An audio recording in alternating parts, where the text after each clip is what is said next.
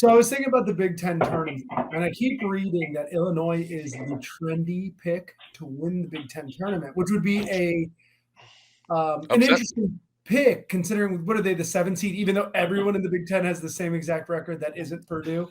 Like 2 through 8 all have the same record. Andy, do you have any thoughts on the Big Ten tournament? I haven't watched much beyond the Illinois games, so I can like talk about Illinois specifically. I feel like it's a lot like Illinois football, where like they'll beat somebody that like they have no business beating, but then they'll lose to like Ohio State. We lost twice this year to Penn State, and we played Penn State in the first round. Well, second round because we got to bye the first round. But so like if we can get by Penn State, who sucks, like.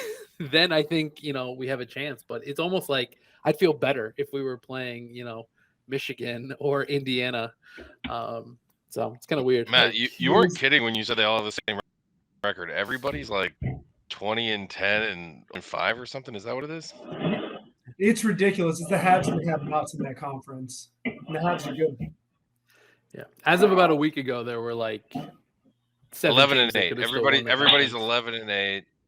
But their overall is 21-10 or something like that. Yeah. So for the listeners at home, Al's doing a special situation to celebrate March 6th, big day. Al, do you want to explain what's going on today? In short, I saw a really good picture of 9 pints of Guinness poured, and it got me thinking how long it would take me if my life was on the line to drink 9 pints of Guinness. And I may have been overeager in my estimation, but I said I could do it in 20 minutes. And I really feel confident I can get a good bit of the way there in 20 minutes, but I think it's a tall order. Well, I'll start the clock. Now you're starting to hedge yourself already? Yeah, I guess a little bit. Well, I'm also like, if you would have asked me yesterday, I probably would have thought I could. But it's 10 p.m. on a Monday night. I'm not really feeling it as I would on a weekend, but I think I'm gonna give Here's it a better question. How many of you had already, Al? I haven't had any, but I did have a bunch of cookies, which I shouldn't have. But my wife brought them out to the living room, and I was like, I'm going to eat some cookies. So for every 2 that you drink, I will chug a Busch Light. Not exactly the same, but I will ride along with you to a relative degree. Dude, I'll knock a 12-ounce Busch Light down for every 16-ounce Guinness you chug. No problem. And I've had above 0 so far. This is my first, so... It's almost like I'm not chugging Guinnesses, but I did buy some Guinness that I'll drink in solidarity with Al. And fun fact, at the local Houston Kroger, the checkout person told me I'm the first person he's ever seen buy Guinness. So Guinness not a popular beer in Houston. Really? The first person you ever... That's crazy. Was he 11? I didn't ask him if he just like started last week or, but he was not. He looked like he was in his 20s. He said it's more popular in Europe. That's one of the dumbest takes I've ever heard. Like, Budweiser of Europe. It's like, have you watched soccer? We don't have as many people. It's more popular in Europe. It's like, no shit, dude. No shit. But somebody watches it here. No, I know people do, right? We can totally MLS package, man. That was a deal. So how is it? I heard the broadcasts are great. The broadcasts are great. Yeah, the HD coming through on Apple, man. They it's the only thing I've ever watched live that actually looks like 4K. Do they have any notable announcers on MLS, or it's all a bunch of people you never heard of? So the Inter Miami, like, I don't know if you would call it not like the in-game announcer, but the I watched a lot, like every video that Inter Miami had to offer for just their like hype video shit, like the Joseph Martinez and all that, like the Leonardo Campano and like all these like all these guys, like they have these little hype videos about them and stuff. And Whitty's on it. I saw Chris Whittingham gets passed around. Dan Lebitard, show producer, and noted soccer commenter.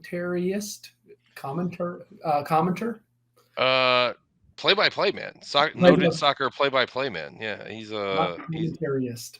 I mean, he also does podcasts on soccer. He's part of, he's a commentator also. But I think if you ask him, he would prefer to be known as a play-by-play man. I feel like my shoulder's getting sore just opening and pouring these.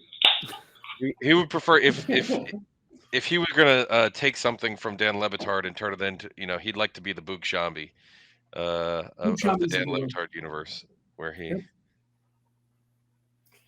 Oh man, I am excited. Champions League is back tomorrow. I cannot wait to bet. I was shocked at the total on Benfica Club Brugge. What's the number? It was under 2.5, 3.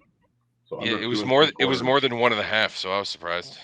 Yeah, I really want to hammer, and I think it was like even money when I looked this afternoon. I didn't bet it because I had to leave, but I don't know. Do we want to do picks now? You guys want to talk champions, or you want to talk more dumb bullshit while he's lining up Guinness? Because I have a very interesting play I want to make on that one, and it's my structure play.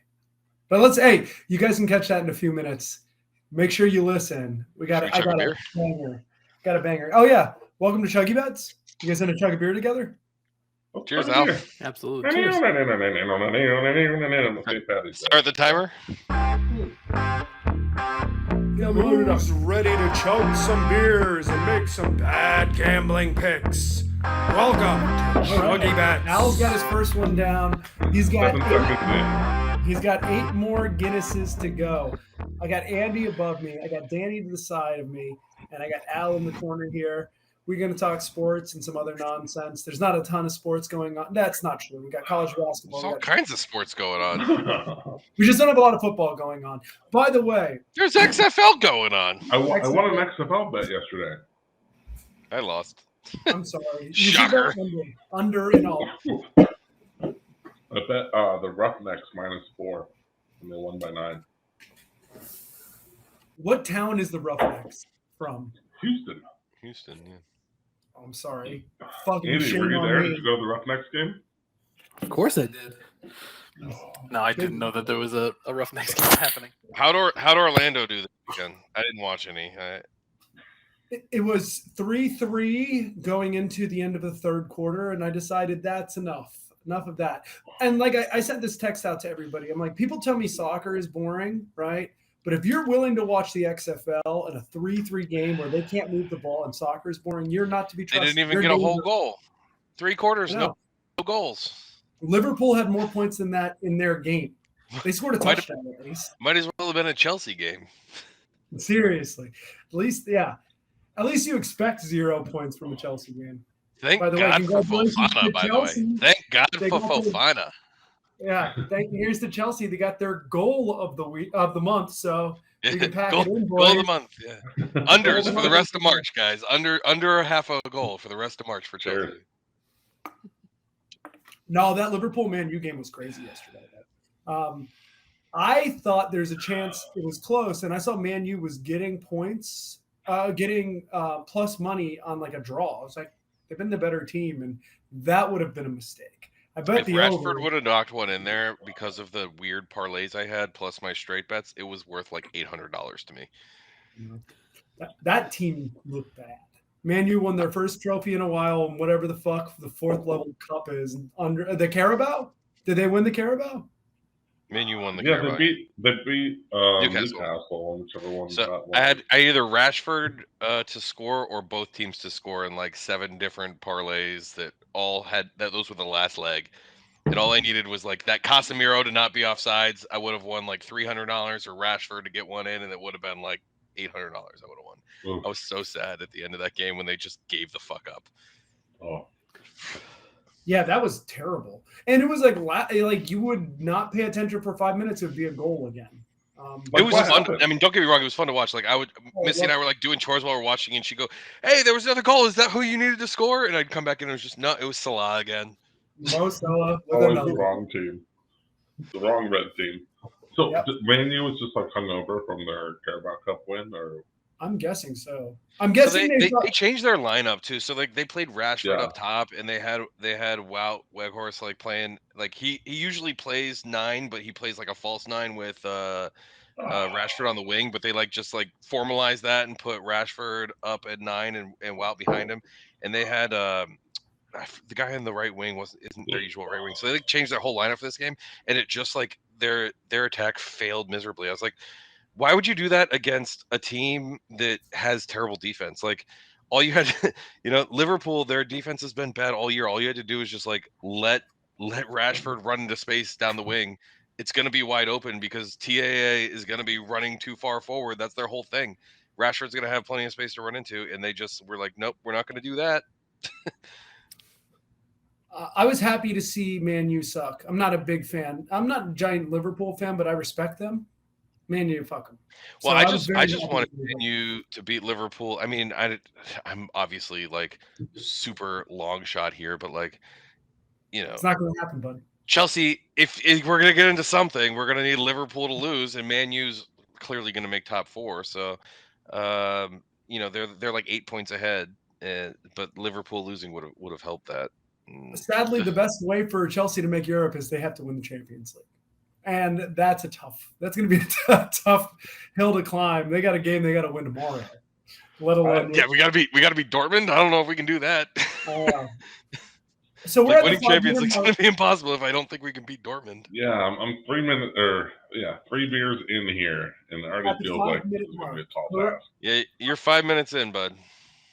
Well, I'll chug a beer. Congrats, buddy. You're doing it. Yeah. Was it 9 pints you needed to chug or 6 pints? It's too many, 9. right? It's too many. So it's easier than you thought it would be, but harder than you made it. Like you made it like it would be way too easy, but it's easier than like most people would think it would be. Like Guinness is a light beer. It's a delicious, light, awesome beer. Yeah, I mean, I don't think I ever made it sound easy. You said you could drink 9 pints in 20 minutes. Makes it sound very easy. You said you could drink 9 pints in 20 minutes. I don't know if you could do 9 easy. pints of water in 20 minutes, Al. Yeah. So I know we've talked about this guy a lot on the podcast. I just kind of want to bring him up. Anthony Richardson, he's going to get drafted high, right? Like, let's just talk his combine, not his bullshit. Like the greatest, what is the standing leap or whatever? Like where you just high jump or vertical. Whatever. Vertical, that's the word. 4.40. The uppy downies. That's the. He's got the greatest uppy downies. Really good at uppy downies. What's the not uppy downies? The forward jump. The long jump. Longies. Long jump. Okay. Longie is the greatest long jump in quarterback history. And I think he has 6'4", 240, like pretty big, all things considered. A lot of Cam Newton comparisons coming out. No, those sound like really great small forward numbers. So I saw this thing, so I don't know if you guys know or have seen the stats called Relative Athletic Score, RAS. It's like a guy online, he's been tracking for like 15 years the combine results, and he basically gives everyone like a cumulative athletic score, and it's basically like the likelihood of a player with that score, like if you have a 10, you're like very likely to have a successful career, and if you have like a 2, you're very unlikely to have a successful career. There's a list of Anthony Richardson tops the list for quarterbacks, right? And the top 15. Here are just some of the names from that list. And I don't think I could have come up with a better list of quarterbacks to equate Anthony Richardson to than this list. Tim Tebow. Okay. Colin Kaepernick. RG3. Pretty good. Brett Hundley. Wayne Gabbert. Josh McCown. Marcus Mariota. And I'm like, that fits like, I think that's exactly one of these things is not like the other. Well, sure, but I'm also willfully omitting a couple of relevant names. Okay, but Josh McCown, Cam Newton and Dante Culpepper and Andrew Luck. Guys, if But, we're talking athletics, though, none of us yeah. thought Josh McCown was going to be on that list, right? No, He's and number who'd you five say on right that before list. Josh McCown? Blaine That Gabbert. surprised Blaine me too. Gabbert. Yeah, Blaine that would Gabbert, surprise me yeah. too. So the reason we would if arm strength has to be on there, that's the only reason Blaine Gabbert can Well, be it's on not. that list. I don't. Yeah, it's not position specific. I don't think it's based on like 40 time height, weight. Your vertical jump. Well, Blaine Gabbert's like the main 7'2" athletic or factor. something, so his height must have got him on it or something. It must be. It has to be arm strength. That's the only way Blaine Gabbert can be on that list. He's a statue. Yeah, I don't know. Maybe he's got a little wiggle. He's just not a good thrower. That's the point. So All the quarterbacks I mentioned, not particularly good at throwing the football, which, spoiler alert, is kind of important for the quarterback position. Doesn't make any sense. So I hear what you're saying. It's like having a receiver that's really good at making like duck comb feet. Like that is awesome. That's an elite skill, but it is not pertinent to the job duties. You know what I mean? It's like having a punter, I'm with you. Yeah. Tim Tebow was a punter who's really good at writing romance novels. Tim Tebow was that. Tim Tebow was exactly that in the That's NFL. Tim Tebow. He was amazing for a he college was a big quarterback. fan of the biggest, most well-known romance novel of all time. Talking about the Bible, baby. Everyone That was a Guys, stretch there, Al. I'm already 5 beers deep. All Sorry, right. you pulled one of these on the Guinness when you did that, and I thought like you were wiping at the bottom. I thought you were trying to like show that the Guinness was the best known I made romance a bottle bad of all choice. time. I'm drinking on a nice table, and my wife's gonna murder me. Yeah, that sounds about right. I've been there. So I gotta get more beers. we're at the 10-minute mark, Al. We'll have to check in with Al in a second. Yeah, So- I don't know what a good NFL quarterback looks like. Sorry. I do. I know exactly what it No, looks go like. ahead. It looks like a fucking dork.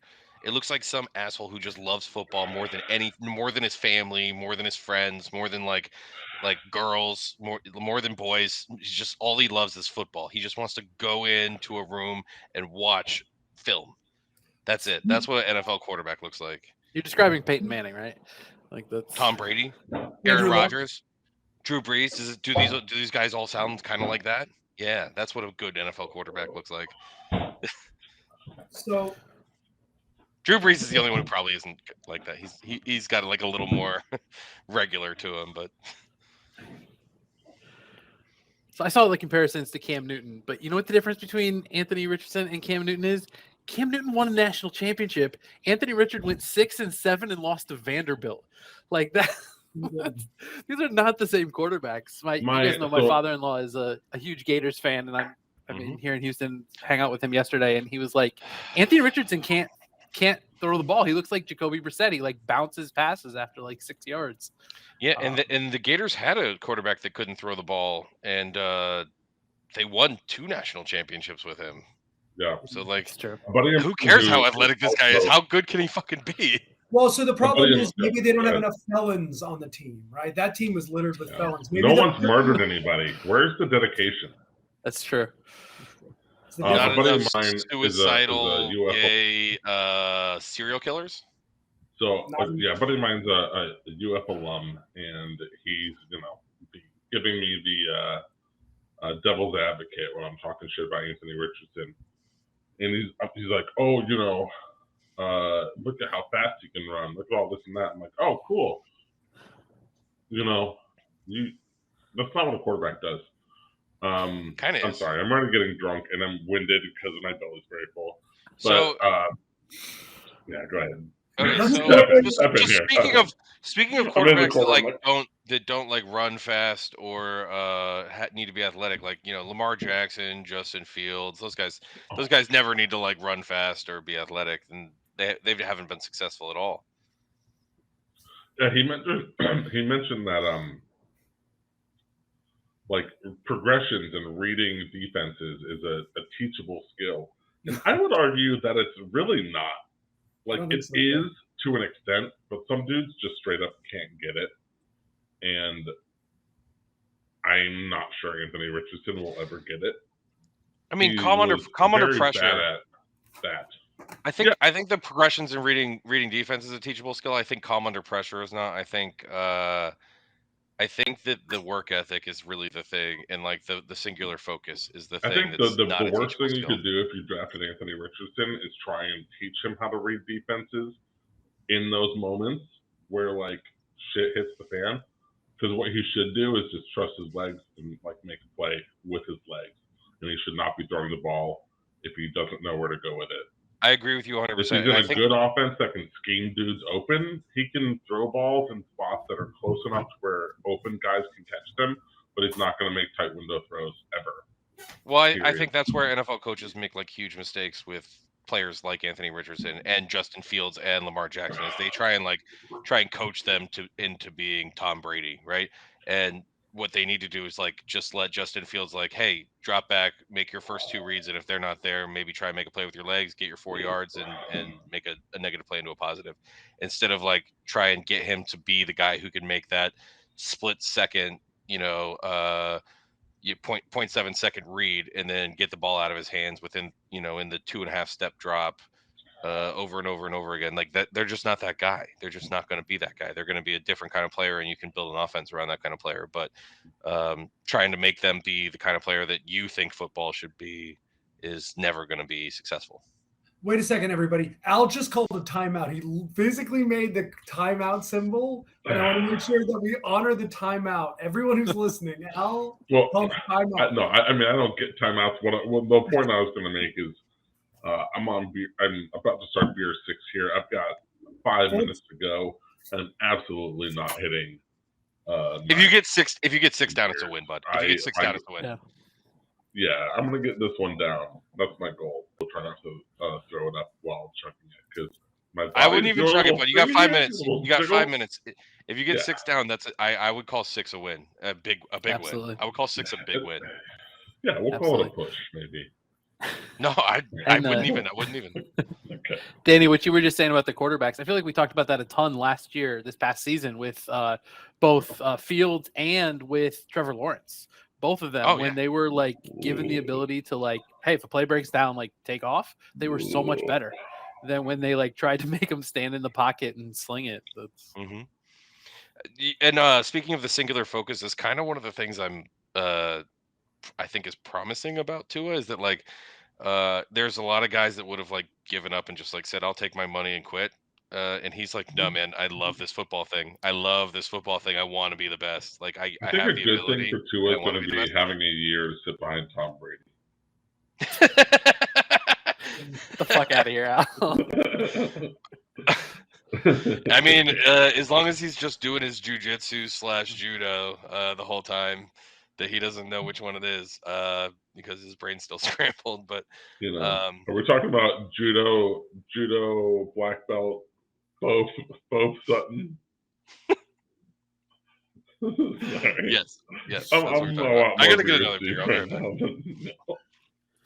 Well, we were speaking about the quarterback position. There's something big that happened in the quarterback position today. I saw Derek Carr going to New Orleans. I can't think of a worse mismatch for a fun city than Derek Carr. While a fun player, a very boring human being. Jameis Winston in New Orleans, that is a party, right? Like we're limited to NFL quarterbacks here.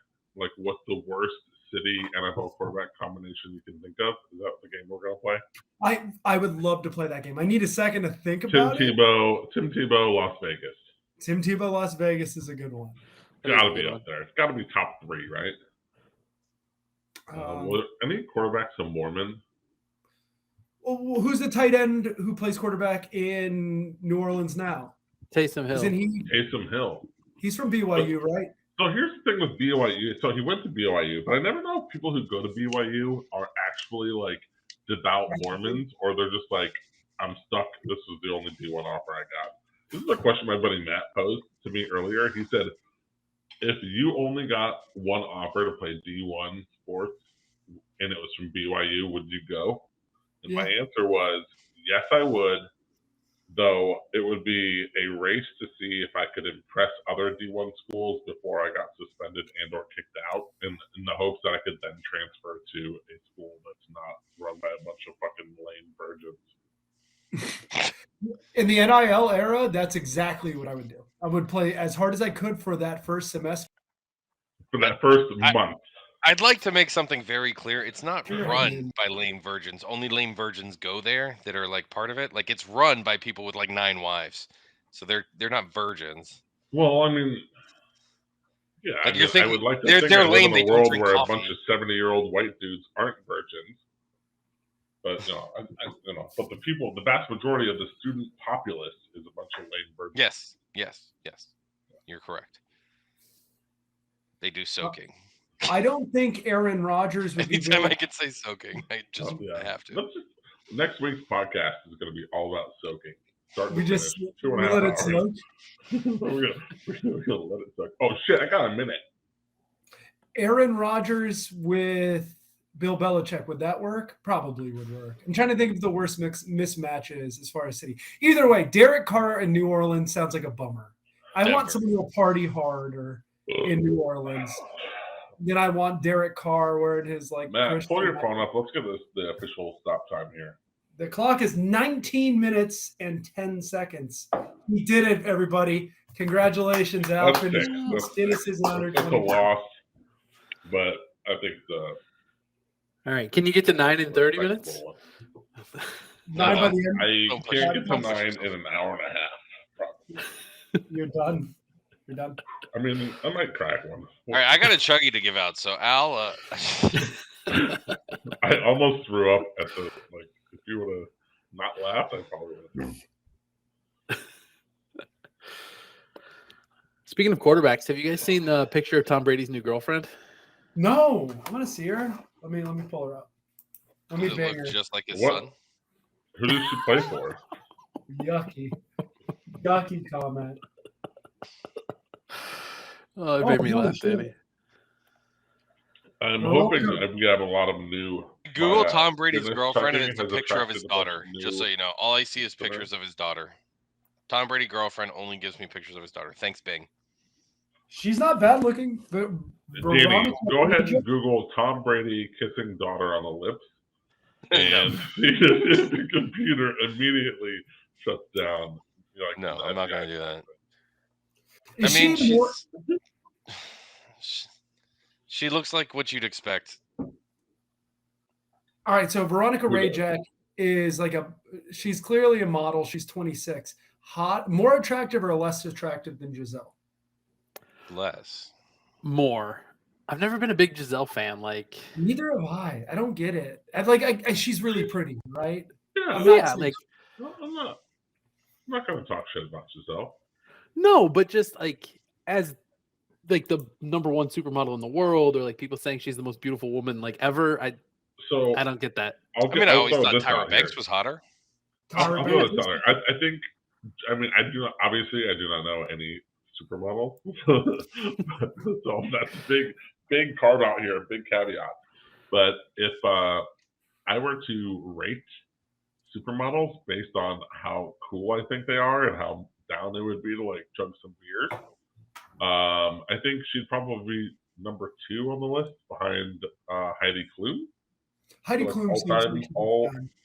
All-time supermodels. Like Heidi Klum would for sure chug a beer with you. I feel like Giselle probably would too. I think all the other ones would probably like call security on. I feel like Cindy Crawford partied. Yeah. No, Yeah. I think she was going for she's the Russell Wilson of supermodels. Oh, Oh, you wow. think I said so? it. I said it. Ooh. Miss Unlimited. Then the mic drop. Ooh, I'm not going to join you guys on that take. I'm not going to join you guys on that take. I think that she was down. Those Pepsi commercials got me. I feel like Kate Upton would be cool, but I Kate don't Upton actually know can anything be about her. I don't think I know that she fucks Justin Verlander for a while, and he seemed cool, so why not?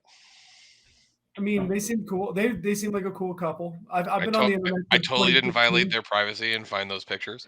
The fappening when it happened on Reddit. Yeah, RIP. definitely didn't do that. Definitely didn't do that. Nope. I didn't get those pictures illegally. Would it happen? When it happened. What a time in the world. But I think good for Tom Brady.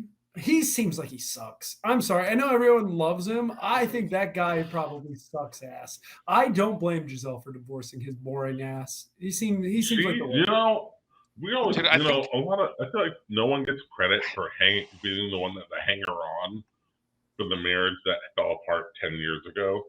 But she's a fucking real one. That marriage was garbage a decade ago, at least. I think they both, dude. I think they both hung on. I think they both hung on for the kids. I'm gonna Google Tom Brady every season.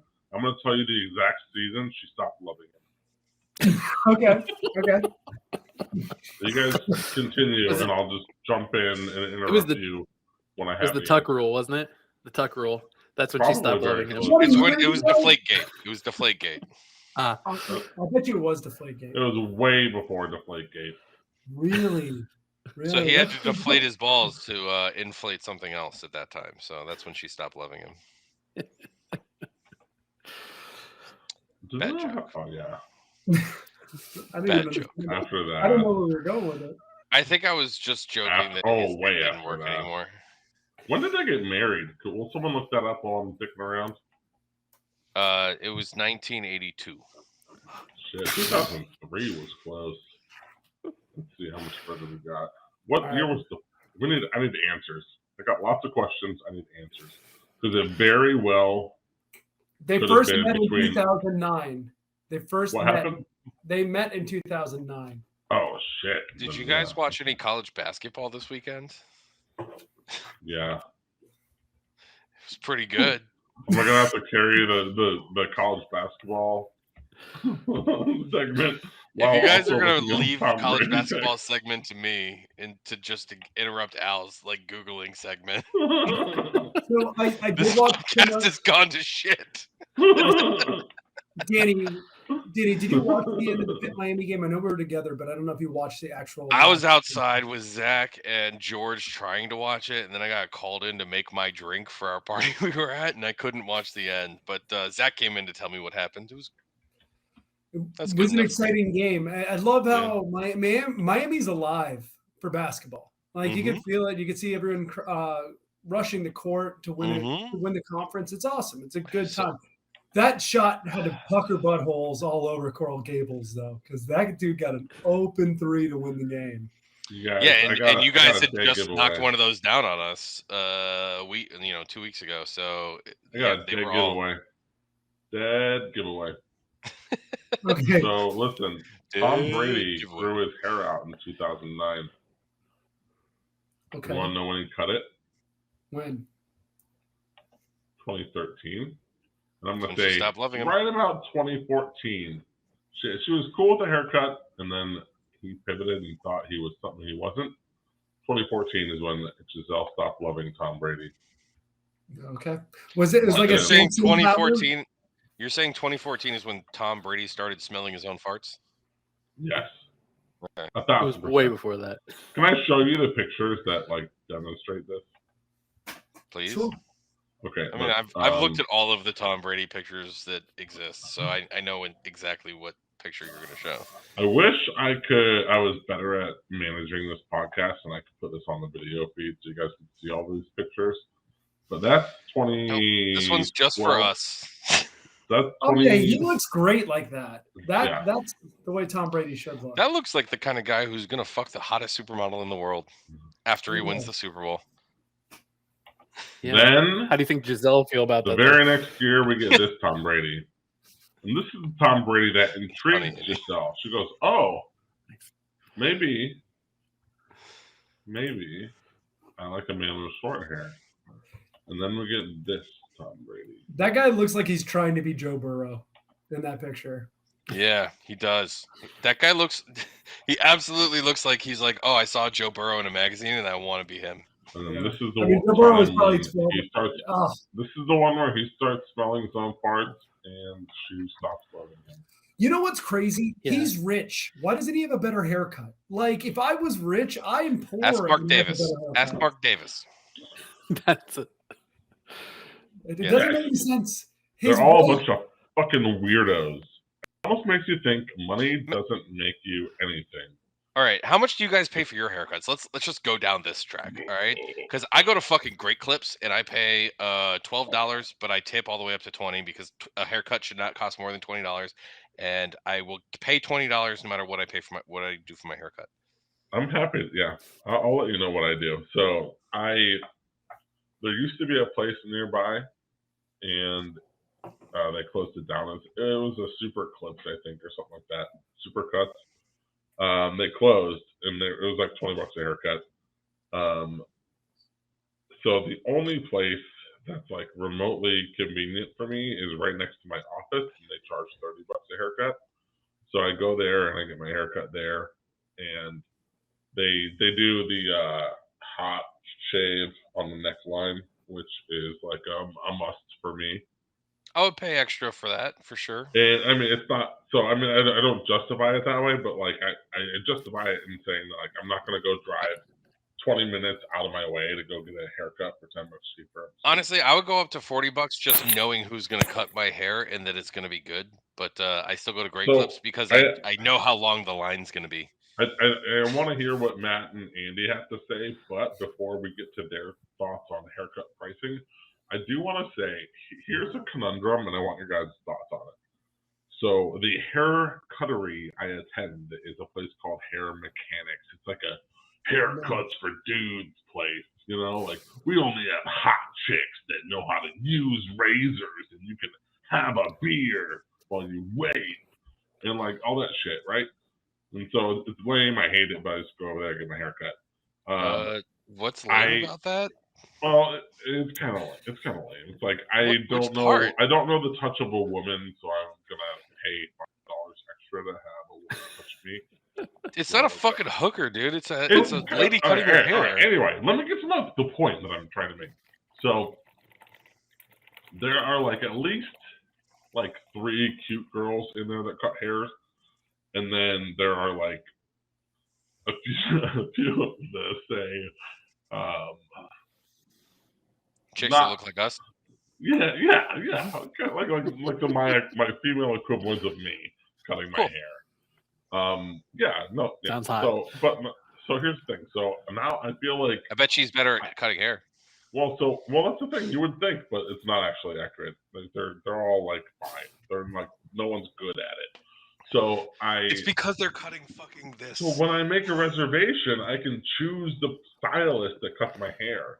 And I always think about choosing one that's cuter, and I'm like, I feel like it's rude now. So I always go with first available. But the first available is always the ones that no one's making appointments for. If you know what I mean?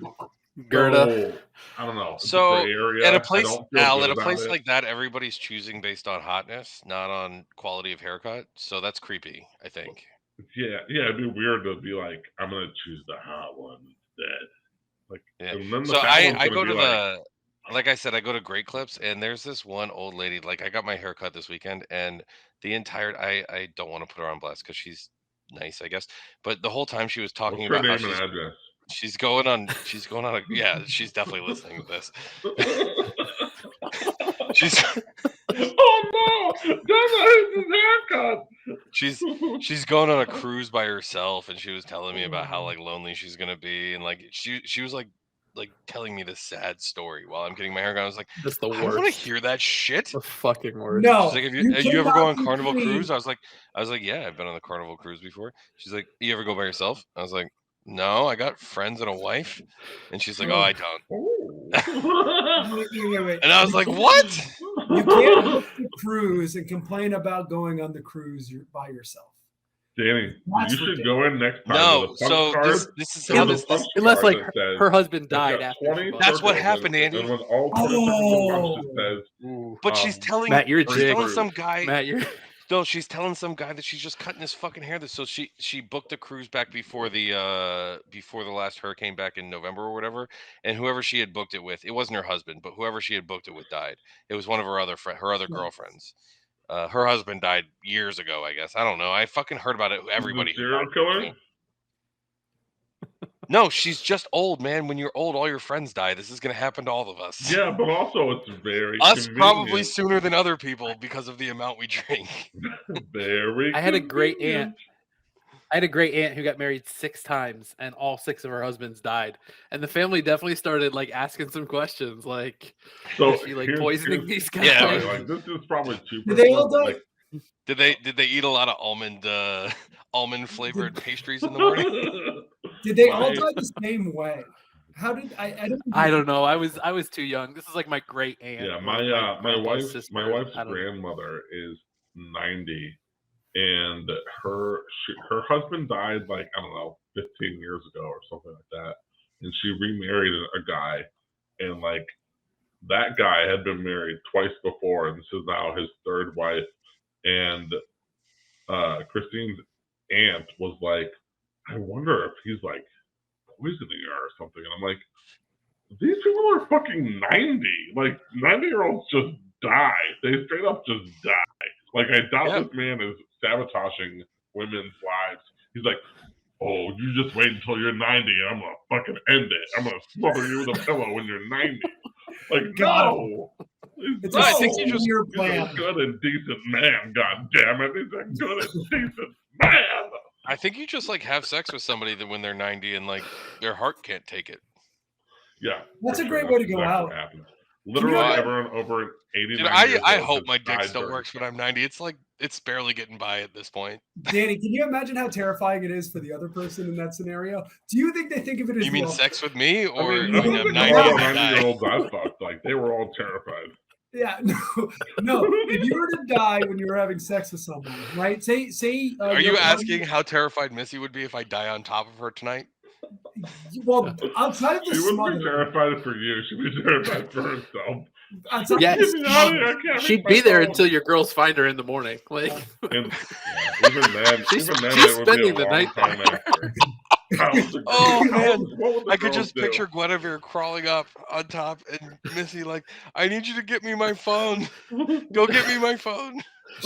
Yep. But was that a compliment? Say that person is on top, right? So they can easily escape the scenario and not have our giant asses laying on top of them, right? Some sort of scenario. Would you take it as a compliment? You'd be like, at least he went out like he went out with a bang, right? Literally went out with a bang. I mean, it's. I think eventually I can think of worse. Not right away. There's not a better way to go. There's literally not a better way to go. I can think of a lot of worse ways to die than fucking my wife. I literally can't think of a better one. Yeah.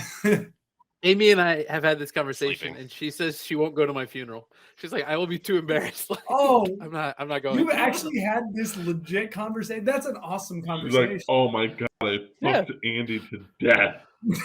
And now everyone will know, like the fucking mortimatician or whatever is gonna be standing there like. Honestly, like I feel like the dudes are gonna be lining up once they realize that like she can fuck you to death. Yeah, dude, that's like honestly, she's gonna have options. Black Widow. Missy would have options anyway, but like the end. Like, oh, I heard you fucked your husband to death. I would love, the autopsy report would be very funny. Do you like want to get a coffee? Like, you guys remember that? Never mind. One point of clarity here on Al's barbershop. The word mechanics does not end with CS, but it ends with an X. 100%. It does. That makes it worse, right? Okay, it does. So I sometimes go to a place called Sport Clips, which I'm sure you guys have all seen commercials for. Yeah, which is like a single location sports club. Yeah, so Sport Clips is a fantastic place to go get your haircut. You basically go watch sports on TV. They give you a massage, but they don't touch you. They have one of them little like fucking massage things on the back. They like wash your hair, the MVP treatment. It's awesome. And like all the people that cut your hair are good. There's none of this like old ass lady that's gonna tell you about like death on like over and over again on the cruise ship. I love Sport Clips, but like there's not one near my new house. So ever since we moved here, I drove real far for a Sport Clips for a long time, and then this Great Clips opened up real close, and now I have Sports Clips takes. I don't know if it's just Houston, maybe, because it sounds like you had a great experience, but in Houston, it was awful. The worst. And like they didn't know how to cut hair. None of them were cute, which is not why I'm going, right? But like that's the kind of thing that they like. You're absolutely right. None of them were cute. None of them were cute. No one goes to a place like that for the cuteness. but you're like, you kind of expect it. You're like, No. okay, so No. if I'm gonna pay $30 for a haircut instead of 15, like at least the people cutting my hair is gonna be cute. And then it's It wasn't $30. But then I guess it was it's called 25. sports It was clips, 25, right? and then And, I like- would tip to 30. So yeah, it was $30. Well, you're paying the Boca It's like they're premium. advertising. We've got all these TVs. There'll be all these sports on. Nobody that works there has any idea like what games are It's on when. always Like, fucking they need somebody at PTI. corporate that like They should call sends it out a PTI calendar. clips. No, what you need is a Even a chicken haircut. bar that gives haircuts, right? Obviously in different areas, because a sports bar knows how to put the TVs on. And I've just come up with Not business. really. Every sports bar I go Nah, to, I gotta ask for the games. Now, are you talking about basically like a Longhorn Steakhouse, like peanuts on the floor, but like a barber in there? Yeah, you got to step over giving you a mop, fade mop while you're some hair. watching like table tennis on the ESPN 6. But no, like, so the problem with sports Yeah. clip is in the East Coast, sports don't start till 7:30, right? And no one's really getting a haircut at 7:30 that often. So you're only watching PTI, like Al just said. What you need is the availability to get a haircut while you're drinking a couple drafts and just ate some wings. That would be the workaround there. And they would know how to work the TV. So I would couple usually years go ago, on the I went to weekend. Sports I usually Clips. get my hair cut on the weekend. And when I was going to Sport Clips, there was always some either football or basketball game on because I was usually going after I mowed the lawn or whatever. And so it was like around noon. So You something showered starting. before you went to get a haircut? Yes, that was usually the first. Yes, I But then would shower sometimes they want before. to wash your hair, so you'd always say no? Or you No, I tell them to do the wash after the cut, so then I don't have to shower when I get home because then. But then you all already the- showered before you left. No, but you know how when you cut, I mean, I don't want to like get into like the nitty gritty here, but like you know how when you're done with a for haircut, sure. you have all those little pieces of hair all over you. For sure. If you do the absolutely. That's shampoo the only after- reason you have to wash your hair. If you do the Just leave shampoo it. after the cut instead of before the cut, then all that hair stuff's gone. Yeah, for sure. You don't do Yeah. it before the cut. No one does it before the cut. No, there's places that'll do the shampoo before the cut if you show up dirty. Oh, Andy, that's like so- you're too gross. I don't want to touch you. Well, if your hair's all nappy and shit, they'll need to wash Wouldn't it so they know can cut it about right. that. Wouldn't know about that. Oh, I clearly know about that because I've been told we need to wash your hair before we cut it before. No, a couple of years ago, I went to Sports Clips on like the Thursday or Friday of like the beginning of March Madness, Mhm. thinking like they've got like 10 TVs, like I'll watch all the games while It's I'm getting my only haircut. ESPN, bud. There's fucking Sports Center. Somehow there's still Sports Center. No, on it's only another they leave it seven on Yeah, only like- ESPN. They leave it on basically only ESPN. I know, but that's ridiculous. It's called Sports Clips, and like It's not called Clip They- Sports. all you need is one Student guy at athlete. corporate. Like one of us could get this job, and you just send out a schedule. Like every day, this is what channels you need to have on the TV. You could probably automate it. You can also Automatically ask. change You can also the ask channel. them to change it. They have. Yeah, they they have a- fucking hate I know, that, but- though. They hate it. They might act like they don't, but they So, fucking hate doing when I was going to the one in anything Coconut I was Creek, only gonna be there for besides your 20 fucking minutes, hair and like- getting you the fuck the out. one in Hillsboro, they never asked. But when I was going to the one in Coconut Creek for a little while, they would like ask if I had a game I wanted to watch when I would sit down, and if they had that, they would change it to it. So Hey, you So, guys. Andy, do you go to Sports Clips? I don't want to answer this question until I know what you do. You have more hair and it's more styled usually. Nothing against you fellas, right? But you go with a shorter haircut. It's easier to get away with. yeah, that's why I'm saying I do the cheapest haircut now because it's so easy to do. I know exactly how to tell the worst barber in the world to do it, and they can still make it look fine. Yeah, so when I'm getting a haircut every 2 weeks, then it's usually like a Sports Clips, like $20. Now I get my haircut Every like 2 maybe once a year, every 18 months. Oh, I go to one of the places where it's like $60. Yeah, You yeah. get the beer, you get the shave. I figure make it a little bit of an experience. Also, we had one of those by my house when I lived here in Houston, and I got like a coupon for like half off your first one. And the lady gave me like the best haircut I've ever had. And so like I would specifically go back to her. Specifically because of that. I don't know about you guys, but like the hand job. 90% of the time when I come back, I still have like hairs behind my ear that are still like 2 inches long, and I have to like trim them myself. Mhm. And I'm just like, what the fuck? Like, No, trim behind my ears. Like, how hard I've is literally like twice, and out this of, lady, like like, 8 always times, got had to the like ear hair. re-give myself a haircut. Have Christine like touch Missy touches up my haircuts almost every time. So that's ridiculous. It's ridiculous. Yeah. It is. I pay $30 for a haircut, and it's right next to the Buffalo Wild Wings. It's a Brazilian barber. I want to shout him out, Brutus. It's Brutus's barbershop. They're all Brazilian. One of them speaks English. They give me a shot of whiskey and a beer, right? And they have a full bar so you can sit there afterwards and just hang out. But it's a great experience. And like I try to get like a mullet with a like. You don't go to Candy anymore? No, I don't. Hey, sorry. She was too much money. Otherwise, she did a great haircut. For all our lady listeners that are single out there looking for a man, let me tell you, you're looking for a new spot. You know, it's like, oh, go to the usual spots. Go to the sports bar. Go to the grocery store. No, go to Brutus. Get you a shot of whiskey and a beer, and pick up a man who's feeling it post haircut. I'm going to shout out Brutus. The hiccup was well timed there. The hiccup was so well timed during that. But it's a great environment. If you want to shave too, it's $20. So it's $50. It's a pricey experience, but I'll give that place a shot. Is it? It's good. You like it? I'll give that place a shot. I know. Sounds like we all need to make a Chuggie Bet field trip. Beautiful mullet. So I'm assuming these are the guys. Yeah, no, Matt actually has always had good haircuts when Natalie lets him do his thing. When Natalie makes him do her thing, Matt looks like shit. These guys that side swoop like the Bama Bang. But they also have like a foosball table and like a PS5 racing kit, so you can sit there and race. And you're not going to talk. So the best part was I went there the day after Brazil got knocked out of the World Cup, right? And I don't speak Portuguese, but Argentina had advanced that day, which is also a big problem.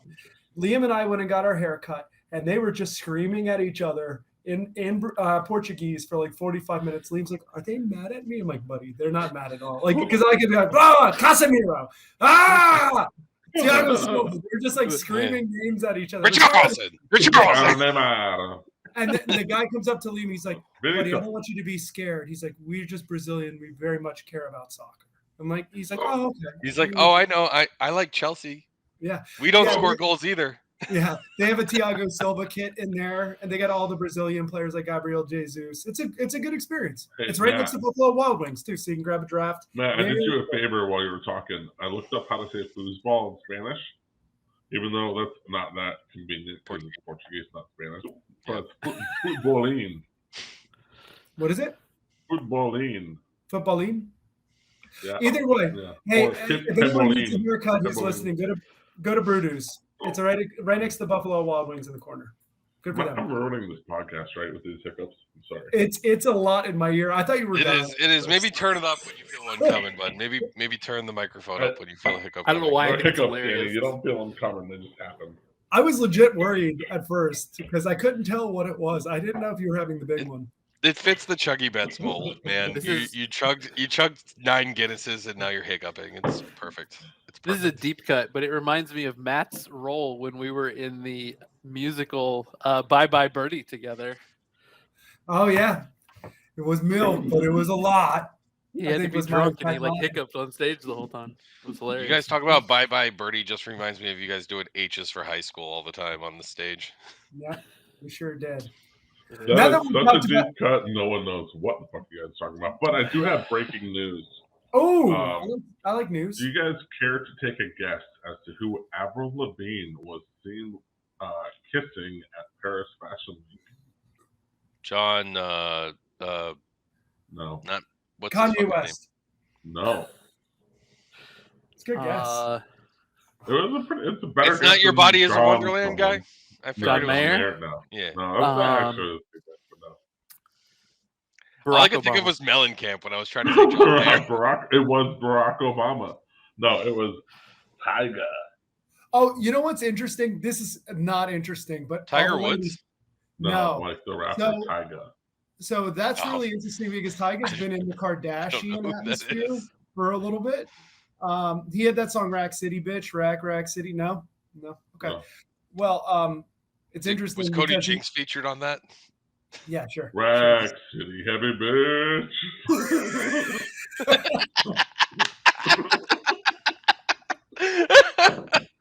If anybody gets that joke on this podcast, that'll be just the best. Oh man. Anyone stepping on the Kardashian toes. Avril Lavigne's trying to get in that atmosphere. That's all I got on that. I'm gonna shut the fuck up and just drink this beer shamefully. That's how we do it. Are there any sports going on? There are. Champions League. What are the picks for the week? You guys got anything good? I got some good ones. Yeah, One I hate. Benfica Bruges under is my thought. One I hate and one I love. Benfica unders they're great. Let's talk Benfica Bruges, okay? Club Brugge, one of the worst teams in Europe right now. They have fallen to shit. They've become a disaster. And Benfica's good, right? This play is going to confuse you. Benfica's up 2-0, and they're playing at home. I'm going to take the goals with Club Brugge, the 1.25. Here's why. Benfica needs to score 1 goal, and they basically salt the game away. They're not going to take any unnecessary risks at all. They're going to probably park the bus in a very Portuguese fashion, how Portuguese soccer teams usually do, the Portos and teams of that nature, and Sporting. I would expect them to try to score a goal early and then just chill, because if they draw, who cares? If they lose the game by 1 goal, who cares? They're going to advance to the next round. They have nothing to play for scoring 2 goals. There's a chance they counter and they go up 2-0, and then they just play a bunch of subs. But I really like, just from a structured play in the aggregate scoring model, I like taking the 1.25 goal with Club Brugge, even if they're absolute shit right now on the road. Anyone have any thoughts on that? I mean, I like it. If you're gonna place a bet on this, there's plenty of value on under 2.5, which is going to be a huge plus money bet, because right now the line's at like 3.25, I think. So you can get plus money value on the 2.5. So I would stick to that instead of trying to like thread that needle on the +1. It's 1.25, right? So even if they win 1, you take the 1.5 side. I don't think. I think this is going to end up being like a draw. I can see this being a 0-0, so the under plays as well, right? Or a 1-1, because I feel like the under 2.5 at +1. I mean, let me look at the line, but I'm pretty sure that my plan is to play the under 2.5 at plus money. Which for some reason this line is at like 3, which just doesn't make any sense to me. But like, do they not know? Do they not know what Benfica's plan is? Because I feel like I know what Benfica's plan is, which is to like not let them score goals. That's the logical play. Unless Benfica thinks they have an axe to grind, and they've been playing fucking great in the Champions League, to the point where they could come out and put up 1 or 2 and just be like, all right, we're just gonna like try and pull a Liverpool, but I don't think they're gonna do that. Yeah, I think this game feels like parking the bus. I love the under. I love the 1.25 just because it's a contrarian bet. So it's down to 2.75 now. By the way, it's not 3.25 anymore. It's 2.75 the over under. So either way, it's a weird bet to make, considering Brugge is playing so bad and Benfica is playing so well. But I love it. Plus, I'm not gonna let that drop anymore. I'm gonna lock in my 2.5 right now at plus money. Under 2.5 at +128. All right, Al, can you hear us?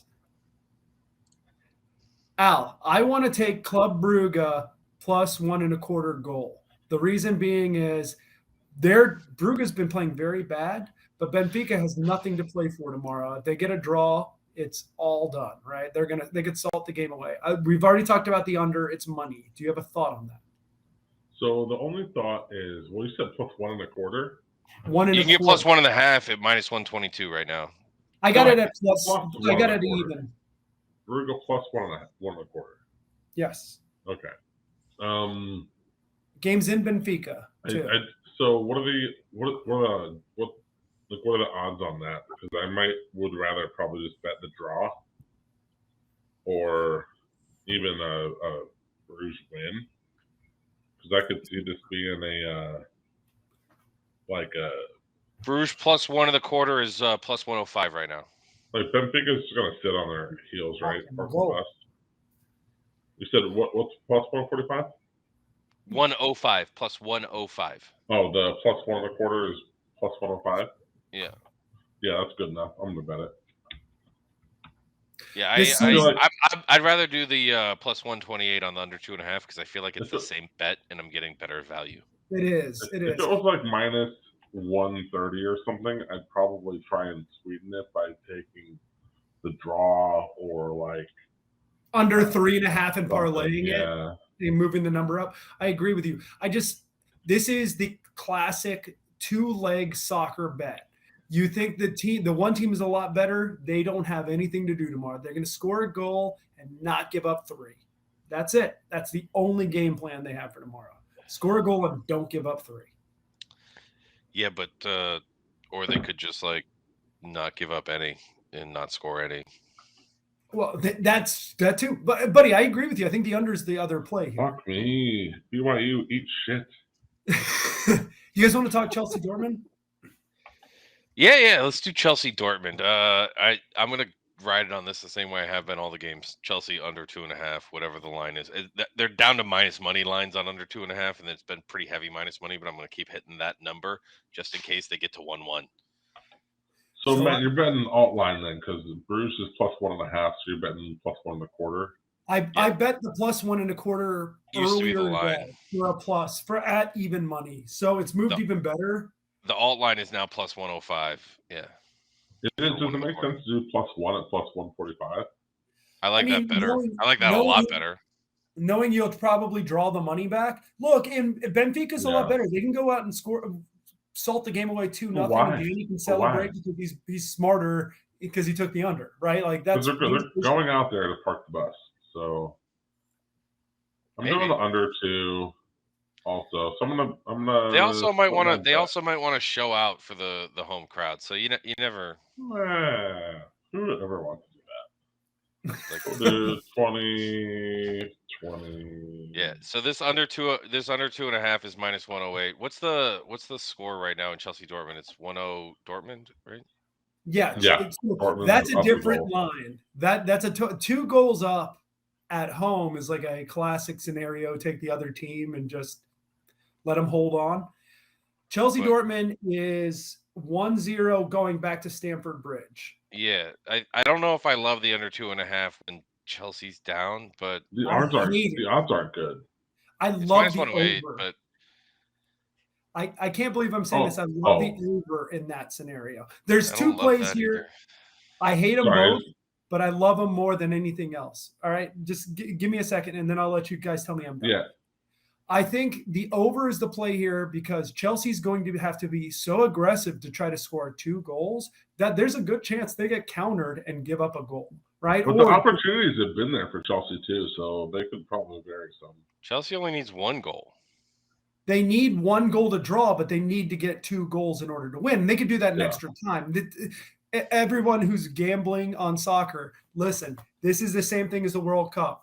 The bets will end at regular time. So 94, 96 minutes in, they will play extra time if it's drawn, right? That's the benefit why the top seed gets the home game, the second home game, so they can finish the game in front of their crowd because a game has to end. Yeah, there's no tie in this scenario. I feel like this game is going to be like coming down to the wire with a 1-0 Chelsea score, and then they're both going to be kind of gambling to get to it, and I'm scared that one of them is going to get a goal.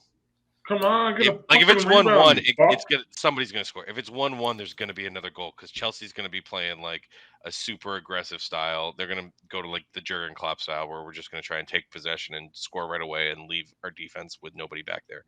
And Silva's not there to just like be the guy who can just like cut off every angle with like both feet that are stretch Armstronging both directions to stop every pass. So I'm gonna do under 2.5, but I'm not gonna hammer it. Yeah. So I like the over in that scenario. So first off, Danny, when I was talking about the odds, I wasn't talking about your specific bet. I was talking about in general on this game. I don't like the odds. There doesn't seem to be a lot of value. Second, like you were saying, like if there's a goal by each team, like another one, I was just looking up when you said that both teams score. It's minus 130 for yes. So again, I don't really like the value there. There's not any value on this game, so I think I'll just hope that Chelsea wins or does something here. But I don't really think I have a good bet. Quite a vig on the no there, right? Yes is minus 130, no is even. That seems a little viggy, right? Yeah, I mean, I think the thought is we're either getting a draw here or a Chelsea 1-goal victory, and we're going to have extra time. Shouldn't I we think be it's getting whatever plus the 105 or goal plus is. 110 on a minus 130 on the news? Anyway, A lot of times they do 30-cent lines. Yeah. Like NFL and stuff's minus 110 on both sides, so it's 20 cents. Oh, But come on. 30 Force cents him, is pick it up. not No, a there's a up. lot of times it goes to minus 115 on both sides, but that's usually once. All right, let's take the a lines push. turn Got to live. push. Okay. The only other bet for the Chelsea game that I think is a good bet. I think there's only two good bets in this game. It's either the over.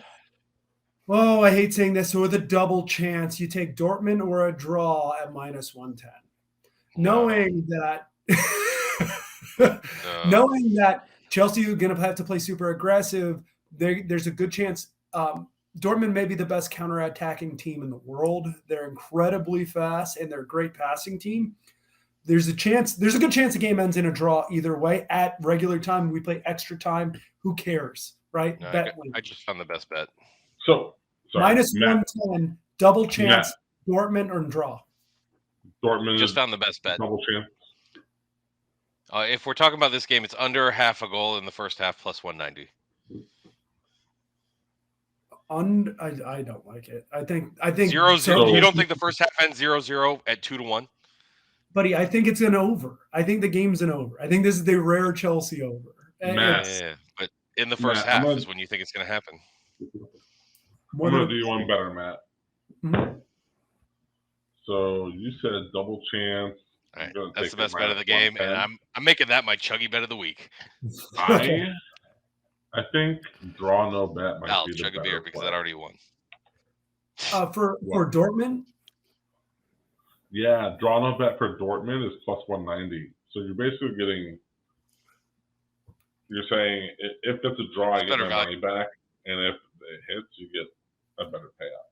I don't think the chances are very good for Dortmund to win. I do think there's a good chance the game draws, which means Chelsea loses, right? And I admit everything I'm saying is negative to Chelsea, to the team I love, but Big Chelsea has been a good strategy for a while now. Yeah, like I think it's. If it wasn't for a set piece with Fofana jumping like 9 feet in the air and getting a header on goal, we'd still be fading Chelsea. And João Felix just hits every crossbar. He stays just pounding a crossbar, and it's a difference. It's a difference in like 9 At points. least he's closer than Timo Werner was. Dude, he's gonna find it. The thing is, he will find we said it. That same shit about Timo. Yeah, but he went from sending it 80 feet in the stands to sending it 40 feet in the stands. Yeah. João Felix is hitting the crossbar. It's 9 inches, 6 inches. He's gonna go from hitting the crossbar to hitting like the corner of the crossbar and bouncing it back for a rebound. Hitting the crossbar to still hitting the crossbar, or missing it to entirely. Doing the Mo Salah where it hits the crossbar and bounces straight over the line. That's the Mo Salah move. I don't know how he does it. It's fucking remarkable. He's the best, man. I love watching that dude play soccer. He is so fast. He is so fast. Just like lightning speed. Watching him like just break down the wing. Qualify. Ooh, okay, sorry. I'm gonna have some bets. I was trying to look to advanced bets, but to qualify is the same, right? That's what we're calling it here. To qualify. You want to qualify. Qualify includes to make it the next round. Yes. So real quick, while Al pulls that up, Matt, you were saying the double chance. You guys know I don't bet that much soccer. Is Dortmund plus 0.5? Is that the same thing? Correct. Okay. But you also, it's essentially the same thing. I don't know what the odds were. I was just saying, take either the +5 gives you the win or the draw. So if you guys want to get off this game, you want to pick up some pennies in front of a steamroller, Bayern to qualify minus 575. Neymar's out. Like PSG, they're already down. I think 2-0, right? Or 2-1. What was the score in the first They are round? down 1-0. 1-0. 1-0. Yeah, Okay. It's not as good as you think it is. Yeah, it's not as good as I think it is. But Neymar's out. They're not coming back, man. They're not coming back. They don't have a to qualify for Benfica Bruges, which seems rude, but also seems fair. He's right. So Bayern to qualify at minus 575. If you just want to throw $100 out there to win like 8, or whatever it would be. I'm just I as don't know inclined how. to take plus Throw $100 400 out there to win instead. 17. That's a good bet. That's a good bet if you ask me, because I think Bayern is easily qualifying here. PSG is not moving on in Champions League this year. They're just I not think the team. Bayern is the best team in the world. They are going to qualify. So what my plan was to parlay a Benfica to advance with like a Napoli or a Man City to advance. But there's no Benfica option, so it seems stupid. Wow, Napoli to advance is minus 7,500, and they don't even have it for Benfica. Aren't they up? So, They're up a couple goals. Napoli is, Napoli's yeah. a So that's what I'm saying. Like, Mhm. they don't even have the lineup for Benfica, which is crazy. But It'll show up. Yeah, Napoli's definitely going to qualify. What was the other team you said? City's definitely going to qualify. yeah, I mean, you could do Bayern, City, and Napoli and see if you can like.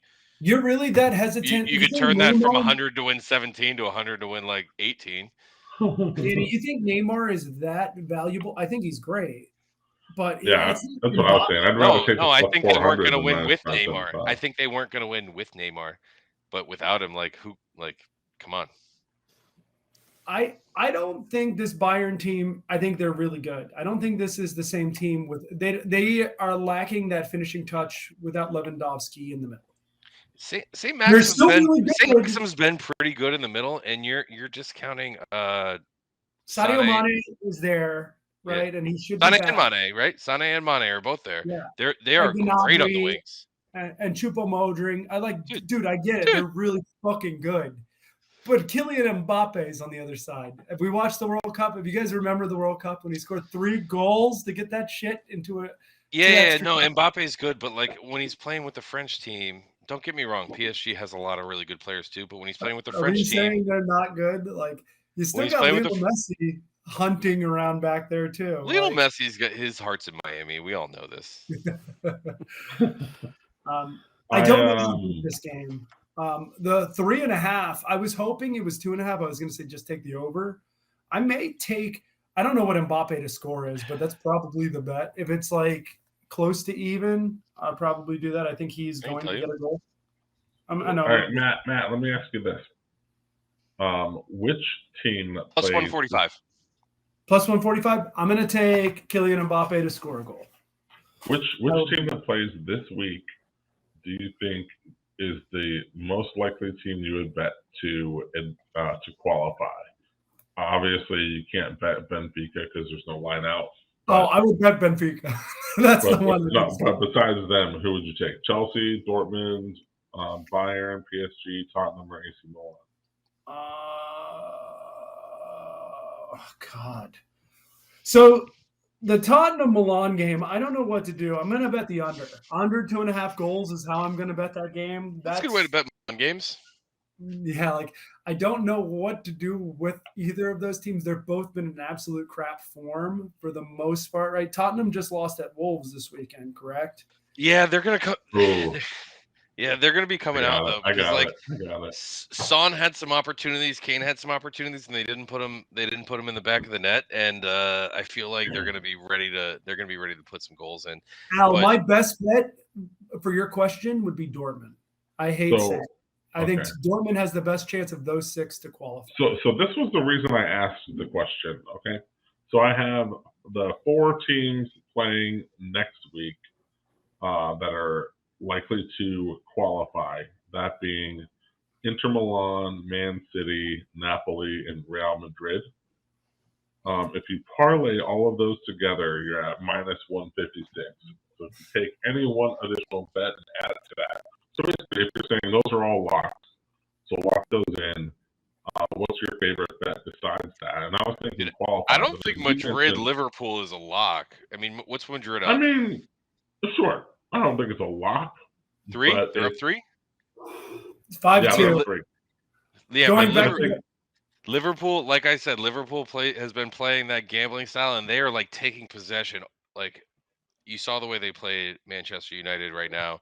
They took possession in the like right around midfield and in the other third, and they are like doing the Jurgen Klopp, where basically you take possession, you go straight at the goal, and you try and score, and you leave the defense fucking on out on their leg, and they, instead of like giving possession back up and missing the goal, they're just scoring. I And mean, Real Madrid is not. They go back to the center. Yeah, Real going to the Bernabeu where Real Madrid play and thinking you're going to score 3 goals is ambitious, right? You got it. You have a 3-goal differential on that. 3 more goals, yeah. 3 more goals. That's right. No, you're right. You're right. You're right. It's also ambitious to think you could score 7 on Manchester United. Yeah. So instead of picking... Manchester United ain't Real Madrid. Tony Rudiger is getting a yellow card. If there is to bet a player to get a yellow card, it's Tony Rudiger is going to knock someone on their ass. He's going to play so tough in that game. That's going to be classic Madrid. He's going to just kill people in that game. I believe that. I believe that. But basically, so the bet I found to pair with those 4 bets in a 5-leg parlay, which is obviously very stupid, but it pays plus 236. I threw the Benfica Bruges under in there as well. So Benfica Bruges under, Napoli to advance, Real Madrid to advance, Inter to advance, and Man City to advance. I'm gonna put, how much seems reasonable? $1,000. 500. I'll tell you the answer to this question. I don't know what your unit size is, Al. So of all the games, what do you think the most likely team is who's down now to come back in advances? Chelsea. I would say yeah, Chelsea and then either Tottenham or PSG. Tottenham is a good one. No. Is Man City's down? Man City's down or they're up? No, they are drawn with Leipzig. Tied. Yeah. Liverpool could come back, but that's a lot of goals to come back on. I think most likely is probably Chelsea, but like just to come back and tie and then lose in extra time. Next week, the like one like in extra time, get a goal scored on them while they have a corner and in the counterattack. Seems like a Chelsea way to lose. Next week, I'm going to figure out an Inter Porto. A lot of the gambling sites like to do have 4 corners and 2 yellow cards. I'm taking all of the yellow card props. Porto had 11 in that game, and that's all I told you it was going to be a rock fight. When we did this last time, it was going to be under 2.5. They were going to throw rocks at each other for a little bit. And it was much more exciting than the 1-0 score indicated. Going back to Porto is going to be a rock fight. It's going to be a great experience. Andy, did you watch the Liverpool Man U game? I did not. No, I was following the score, but no, I didn't watch it. I mean, following the score, usually with soccer, you get 3 alerts max. And this one, you were just like, That's the kind of shit you turn your phone on silent. Yeah. And Salah, I'm sick of hearing that you assisted and scored. Can you stop it, man? Anyone My wife's getting mad at me. Anyone like Harry Kane to score for Tottenham? In almost every game. Against Milan, though, yes, I still like it. I don't know. There's a lot of offense, right? Italian soccer is a lot of offense, so. But they haven't been scoring at all. I love that under in that game. I don't know what to make of the gameplay, and I don't know who will actually qualify. I think that's going to be the most. But when they do, it's him or some weird defender. Outside of Benfica, I think the rest of the matches are really intriguing because the differentials are low. They're all 1-goal games. And you sign me up for Bayern PSG, even if they teams stink. The name value is so money, right? I don't know what to do with Tottenham, Milan as far as Wednesday? Anyone to Is that Wednesday? Yeah, those two, Tottenham, Milan, and Bayern PSG are Wednesday. Tomorrow is Chelsea, Dortmund, and Benfica, Brugge. So, if you're going to make a 3 p.m. lunch sports bar, do it on Wednesday.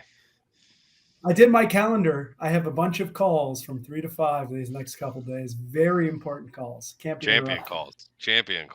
It says SEO champions again. When I'm doing SEO. I'll be right back, guys. So let's recap that a little bit. I like the Chelsea Dortmund over Danny likes the under in that game. I also like the double, what is it called? The double action, where I either think it's going to be double chance, which sucks for me as a fan. Al, do you have a pick on Chelsea Dortmund? Chelsea Dortmund, I don't have a play. No. Okay. No, I don't. Benfica Brugge, I think Benfica is clearly the better team. They're playing at home. They're going to park the shit out of that bus. I'm taking the 1.25, take the 1.5. You may lose the one, but you're going to get the other money from the juice outside of a fucking catastrophe from Brugge. And Benfica just shooting at an empty net. I think Al and Danny like the under there, right? Yeah, I took Bruges plus 1.25, and I took them plus 1 also. And then I took under 2.5, 3, so 2.75. I can see a possibility where, say, Bruges scores first, and then Benfica scores to draw level and restore their 2-goal lead, and then we get a third goal sometime late by either side. That doesn't really matter. Yeah, that ends up essentially fucking the under. But I mean, I don't know. I don't know where these goals are going to come from because they're not two teams to score a lot. So Tottenham Milan. Can we all just say the under 2.5? Unless you guys have something more elegant there, I think the under is clearly the play if you had to take a side. Yeah, I mean, I think if it was like even odds on this match, I'd probably take Tottenham, but they're half goal favored. I don't really have any interest in it.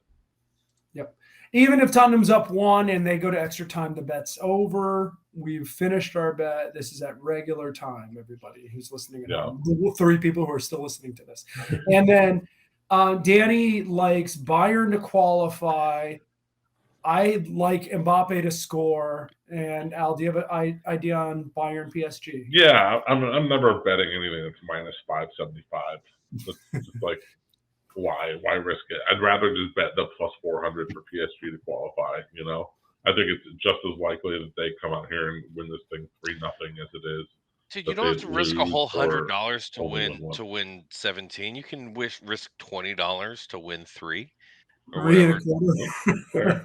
I can also win 20 to win 80. Andy, do you have any thoughts on this? I know we're ping-ponging around you when it comes to soccer. No, I'm just anything you guys didn't disagree on. I've been betting it while you guys are talking about it. So looking forward to the next 2 days. Should be fun. Let's actually go. You guys want to talk about conference championships in basketball? We got the tournament around the corner, so next week's going to be a fucking packed show. Mm-hmm. We're going to have Champions League and the tournament, which I can't even wait. I cannot even wait. But I only watch one basketball team, so it's hard to. You guys want to talk about the ACC tournament? I think. Well, let's go conference by conference. We'll cover the Big 5 and then talk about anything else. So what I can tell you about college basketball is the best way to bet it is to just tail Al what he puts on in action. You're going to do good. He needs to change his name to Chuggie Bets. My followers are going up. I don't know how. I keep getting people following me. Maybe it's a soccer bet hotness I've been on. It's because you've been on a heater, bud. I checked your shit and you're like ranked in your bets, or you were for your last 30. So yeah. Good for me. Yeah. Good for us. Yeah. But I'm gonna get Al on here.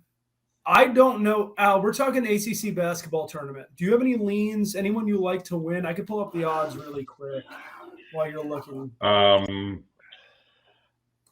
know North Carolina needs to make a run in order to make the tournament, so they're going to be inspired to try and do that. They're not that good though. Miami obviously can win it, but they can also shit the bed at any point. Virginia's good and Pitt's good, so I would say, I don't know. Miami matches up well against basically everybody in the ACC right now. So Virginia, did they play Virginia well? Virginia they did. I think they split with Virginia, and each game was like a bucket either way or something. So I want to give some clarity here. The last 4 buys, according to Joe Lunardi right now, are NC State and Pittsburgh are both in that. a win would really go a long way to benefit them. So they're going to have to play. They're going to play weaker competition in the first couple rounds anyway, so it doesn't really matter. Pittsburgh may not, but NC State will. Clemson is the next 4 out, so they actually have a lot to play for. Duke, same thing with North Carolina's next 4 out as well. Is there value to betting either North Carolina or Clemson to win like their first couple? I think there's definitely value to betting the first game on the teams that are the first 4 out. That tends to work for me, and at least on money lines to win. I don't know about spreads, but so Duke's actually the favorite to win the tournament according to Bovada. That's because everybody always bets Duke to win the tournament. Yeah, they're plus 250. Virginia's plus 300. Miami's plus 325. Then you got Clemson. None of those are good enough odds that are worth placing a bet on. Yeah. So, like, if you think Miami's going to win, how many games does Miami have to? We have to win 4 games to win, right? No. No. 3. Yeah. Okay. So, do you think we'll be favorites in all 3 games? No. You're going to play Syracuse or Wake Forest. Wake Forest isn't the worst. Syracuse, I think you're going to be okay. I think you're okay either way there. So if you were to just bet and let it ride, you would have way better expected value than plus 325 in all of our games than you would if you were to just take us to win, is my point. On money lines. Not even spreads, just money lines. Yeah. I feel like it's going to be Virginia. I thought, but I do think I fucking hate Duke, and I could see Duke winning it just because they're shit. Like betting these tournament lines when they're so low like that is never a good idea when you have multiple games that you're not going to be favored in. Oh, here's a bet I think is probably pretty lucky. Virginia to reach the ACC championship game plus 165. So I agree with you on that one. Virginia has their first game will be the winner of North Carolina. They'll likely play North Carolina, right, in the quarters. They get past that, they're likely going to be playing either Clemson or NC State. The problem there is Clemson and NC State both have something to play for, right? They both have to beat Virginia to get in. Kind of, right? So there's a lot more at stake. Miami, Duke, and Virginia are in. Right, there's no issues there. The rest of the ACC, we could all lose our first game and be in. Yeah, the rest of the ACC is in a really perilous situation. Pittsburgh has to go beat Florida State or Georgia Tech. I think Pittsburgh will beat Florida State or Georgia Tech. Both teams are poop sandwiches. Right, they're not going to. They're on the last 4 buys at this point. Right? Really? Yeah. Okay. North Carolina, Clemson are on the outside looking in. NC State and Pittsburgh have to kind of play a little bit. They have to win a couple games. So the ACC is not really. I disagree with what they're doing because I think Pittsburgh's better than that. But I know there's been a lot of talk this year about how the ACC is down this year. It's not a very good conference. Oh. But I'm kind of starting to think that might be at least oversold, if not just flat out wrong. There's, I think, 5 or 6 teams in the ACC that won 20 games this year. That's not like nothing, you know?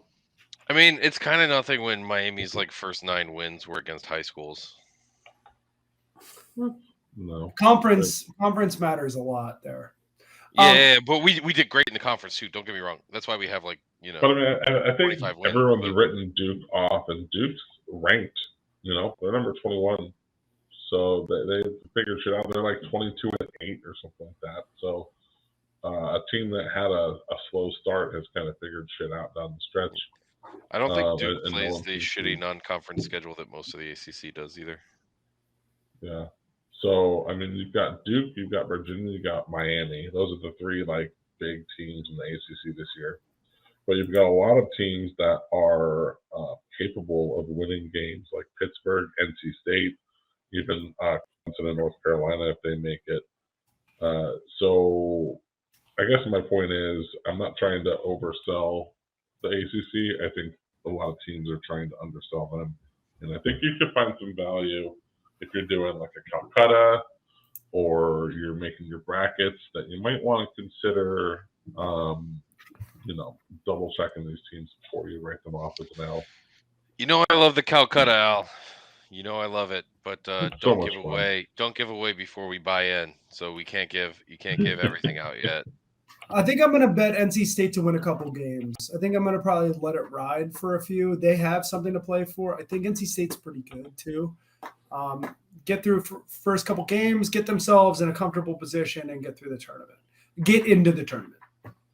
I think that's the play there. I would pick Miami, right? That's a trendy team to win the ACC. What's the odds right now, Al? Is it like plus 200? They're plus 325 to win the tournament. They're plus 135 to make the championship game. Yeah, Virginia to make the championship game is interesting. I like that. Virginia has a tenacity to blow it in the semifinals from my historical Florida State getting to the finals through them a couple times. Yeah, I'm going to take NC State to win a couple games. I don't know if you guys have a pick there. Does Virginia still have the same coach? Yeah, Tony Bennett. Tony Bennett? Yeah, it's his name. It's great. Great name. I thought Tony Bennett died. Yeah, the singer or the coach? Same. Yeah. So Tony Bennett's very handsome. The thing about having a coach named Tony Bennett is like Tony Bennett can score. I don't think of Virginia. Oh, he's the opposite of the head coach of Virginia, is what you're saying. Exactly. Yeah. Head coach of Virginia, anti-scoring. Tony Bennett slayed everything. He hit threes for sure. Nothing but threes. Anything else before? Let's whip around some of the other conferences. I think the Big Ten is the most interesting conference. The SEC is the most interesting conference, but according to Joe Lunardi, they have 10 teams currently in the tournament, right? So obviously they're highly regarded. I started this podcast today talking about Illinois. I think Illinois is a undervalued team, and I think we all agree Purdue is an overvalued team. Purdue has a giant. If you can isolate the giant because he kind of sucks on defense, get him in the high pick and roll a lot, they can be beaten. But my issue with Illinois is they have to play Penn State. Sitting currently as the last 4 buys is Penn State. The first game they will be playing is against Illinois. Penn State has a hell of a lot more to play for than Illinois. Illinois is currently ranked as an 8 seed, so it would be advantageous not to have to play a 1 in the second round. But I don't know if anyone has any thoughts on the Big Ten tournament further played out. I'm not betting Purdue. I will probably bet Michigan State to win it or Illinois to win it would be my 2 plays there. Illinois plus 1,000. Juicy. Sorry. For some reason, these conferences aren't in alphabetical order. So I got to figure out where the hell the Big Ten is. I sent it in the chat. But, I don't like Purdue. I mean, I think they probably will win it, but I think they're just as likely to shit the bed. I think they're pretty much I don't know. I guess they're on the fence between a 1 and a 2 seed right now, so they might have some motivation to win some games here. But aside from Purdue, Michigan State would be the team I would probably back. You want to take Purdue plus 140 to win the tournament, or Michigan State plus 650. So. I mean, I like what you're talking about there. I think I'm probably just gonna bet Illinois to win their games because I like to be. I wouldn't. Illinois has disappointed me too much this year. I'm sorry, Andy. They are. No, they've disappointed me a bunch as well. I would almost bet Penn State in the first game, but then if Illinois wins, then bet Illinois the rest of the way. I don't know. We just lose to the teams we're supposed to beat. We've lost to Penn State twice already this year. Now Illinois playing in Chicago is, basically a home game. So that helps, but I don't know. I'm just a plus money whore, and I like to bet on teams that will pay me extra money. I know that I just laid like $1 million for Bayern to win, but that's just picking up dollars that are on the ground. I don't know why you guys won't bend over and pick up this money for Bayern, but I mean, the steamroller is going to stop. Okay, I promise you, it's going to stop. Promise. But for Illinois, like, yeah, it's fun, and also I really like betting to make myself feel good. I know you guys all like to hedge your happiness when you're betting. I like to double down, and I like to double down on my friends' happiness too. So Appreciate that. We should talk about the Big 12 also. no, we got to skip Big 12 and go straight to the SEC. How can you say the most interesting conference is not the one where there's a fucking murderer charge on the number one team? Because Big 12 is really good. Oh, good answer. Good answer. Yeah. I mean, like, and also, like, I Tennessee's really good, and they're like the 5th best team in the SEC. Like, I don't understand how we're not talking about SEC basketball. They've basically, the SEC basketball has been shit for like our entire lives, and then like 5 years ago, they're like, oh no, we can actually pay these guys too, and now SEC basketball is awesome. Also, is the guy what's the guy who provided the gun for the murder? Brandon Miller. Brandon Miller, he's still playing. He's not going to get any punishment, right? He's out there. Not to this Pretty point. much. So that's it's risky if you're going to bet Alabama, right? It's risky if you're going to bet him because he can always just like go to jail. It is tough if you get subpoenaed or something else. It's going to make your run a little. I'm just tough. saying, Matt, you were away, but like, how could you say any conference is the most interesting tournament when like you have this murder charge hanging over the program and it's the number one seed? Like, it's the most interesting thing happening in college basketball right now for sure. I agree. I think the SEC tournament's tough. It's a really tough one because you got Alabama, who's a monster. They've been friggin' great, but they also have the gun charge. And then you have a lot of really good teams. They have 8 teams currently in the tournament, according to Joe Lunardi. Dude, A&M, Kentucky, those are great teams. Yeah. Tennessee. Yeah, I walked in on Tennessee's really fucking good. Tennessee's really fucking good. That's a fun team to pick to get to the Sweet 16 because they'll be. I love Tennessee. I'm going to pick them to get to the Sweet 16 in my brackets for sure. I'll probably like overload on Tennessee to like make it to the Elite 8 and then lose. Like they'll get knocked out right away, and I'll blow my load too early. Think about doing something stupid. So the SEC currently has fading Alabama. No. There's 6 locks, and there's a couple teams that have something to play for. Auburn needs something to play for. Al, you chugged 19 Guinnesses today. Don't do anything stupid with your money right now. Okay. All right. Okay. You guys want to talk about the best conference in basketball? Or we want to talk We about already this? did. We just did. Do you want to go with a different one? I think the Big 12, for my money, is Okay. the most fun conference to talk about basketball. Let me get the let me send you guys the tournament brackets, and then we'll talk about that. Talk about a loaded conference. You've got Kansas on one side, right? Kansas State, who's awesome. You got Texas, who's been playing really well, and Baylor is your top 4 seeds. Dude, you skipped the best team. I was just talking about the top 4 Kansas teams. State. No, TCU? Texas Christian, TCU. TCU's good. That's what I'm saying. It's a really good tournament, and I do not have any clue how to bet this. West Virginia is decent. Like, so currently, they have 7 expected in at this point, and they got a couple on the bubble. They got Kansas, Texas, Iowa State, Baylor, Kansas State, TCU are all in. West Virginia should be in, and Oklahoma State has something to play for. This sort of seeing these other conferences kind of makes sense of like why the ACC is having trouble getting teams in this year because there's a lot of really good teams. Yeah. I mean, this is where the best basketball is being played right now in this conference. So I mostly watch games that pop up in Al's system, which are like fucking Murray State or like Manhattan University. I'm trying to like find a way to watch that stream. So it absolutely is.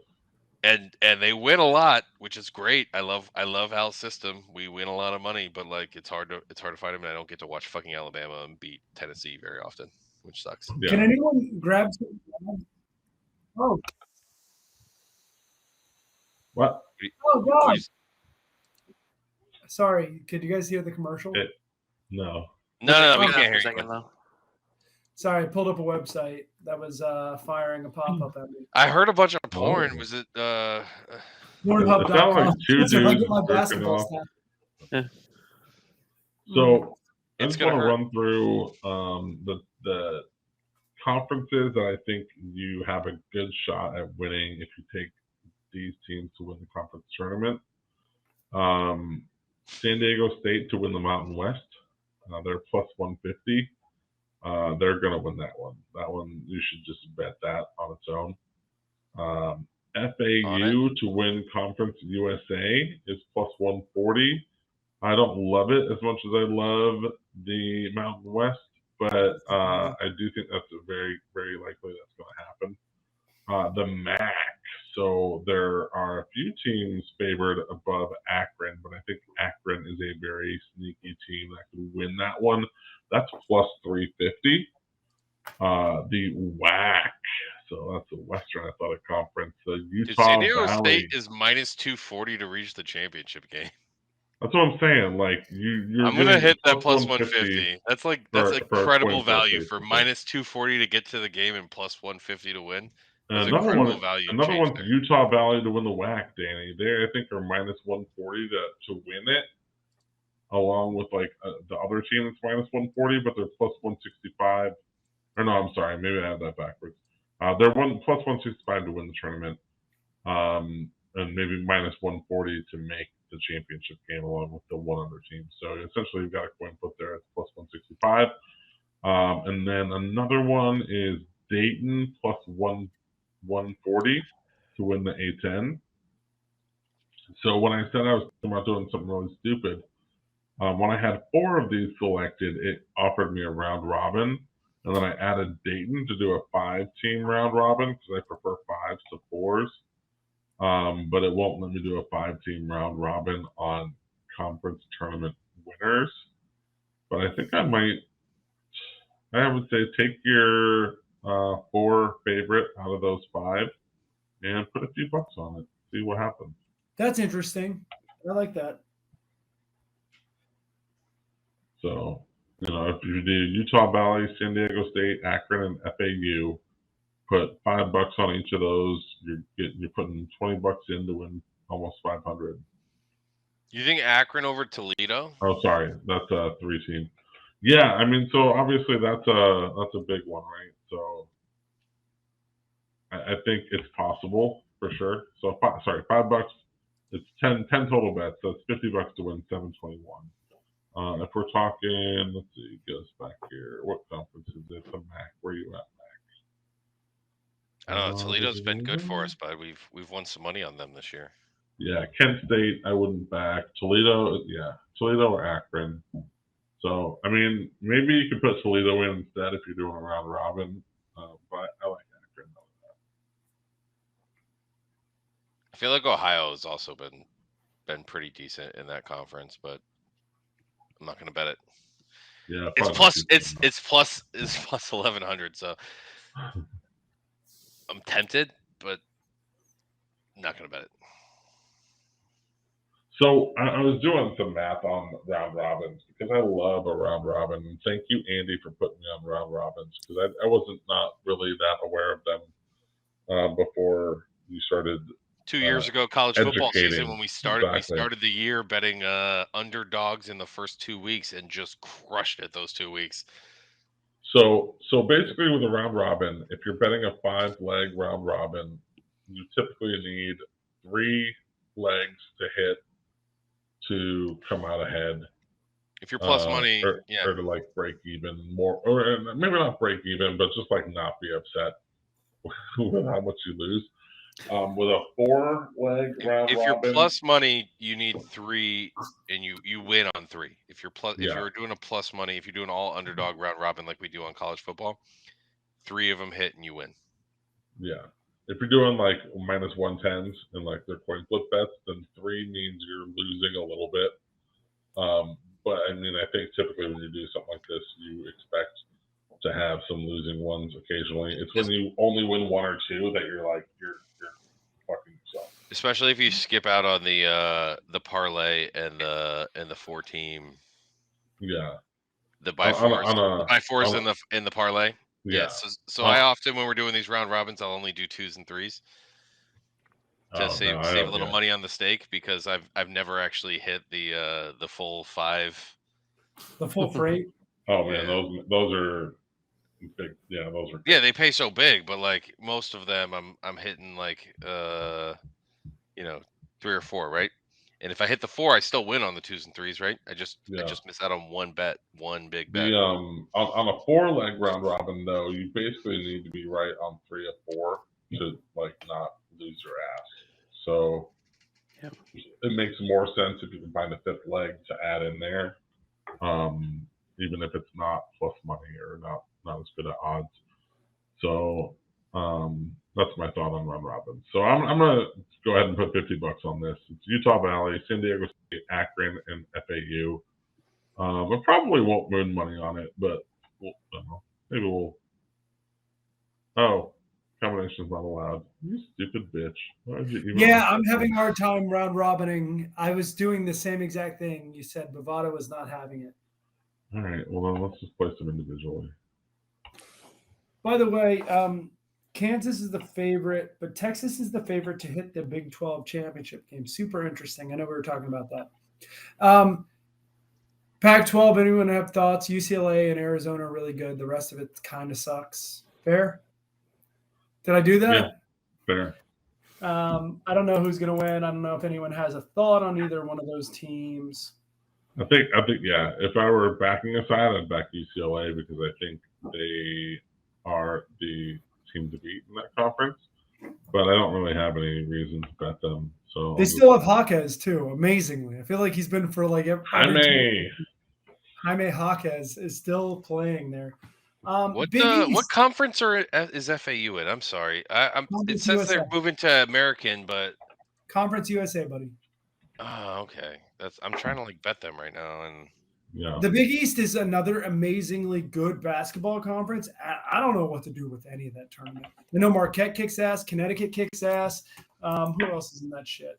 Yeah, Marquette, Creighton, UConn, Xavier's really good. If you're thinking you can get good value on Villanova, do not bet Villanova. They're garbage. So I would pass on the Big East in general because I think the teams are too competitive. I don't see any value there. A lot like the Big 12. If you pick the right team, you're making a lot of money, but it's too much of a crapshoot. And then if you guys want to talk about the West Coast Conference, I think the tournament's going on right now. There's 2 clearly good teams. It's St. Mary's and Gonzaga.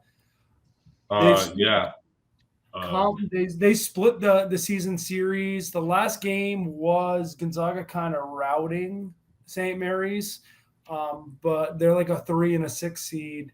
I don't really have a thought. I'd probably go Gonzaga there just from name value, but I don't know if that's the right play. Al, I don't know. Yeah, I think Gonzaga's playing San Francisco right now, and they're supposed to whoop their ass, and then it'll be St. Mary's and Gonzaga in the championship game.